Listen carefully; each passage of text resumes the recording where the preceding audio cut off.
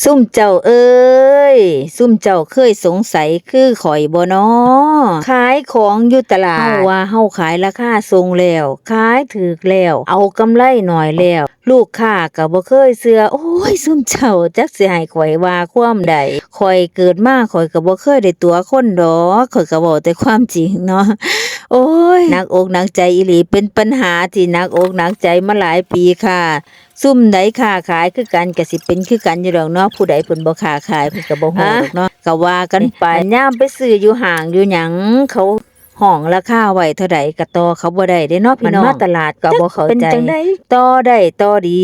กำไรเฮาว่ามินว่าน้อยแล้วเพิ่นก็ยังต่อลงอีกจังสิเฮากินมันก็แพงก็ขายตามราคามันไปมันมานี่แหละเนาะบ่ได้เอากำไรหลวงหลายอีหยังดอกเนาะ ก็เห็นอกเห็นใจกันเด้อพี่น้องก็บ่ได้โอ้ยซุมื้อนี่หนักอีหลีมาหนักซุมเฮาซุมที่ถือมาเป็นมือกลางต้องมากระจายสินค้าให้เขาแต่แล้วแต่ละคนว่าค้าขายอิหยังต้องแบกภาระอิหยังเท่าใดโอ้ย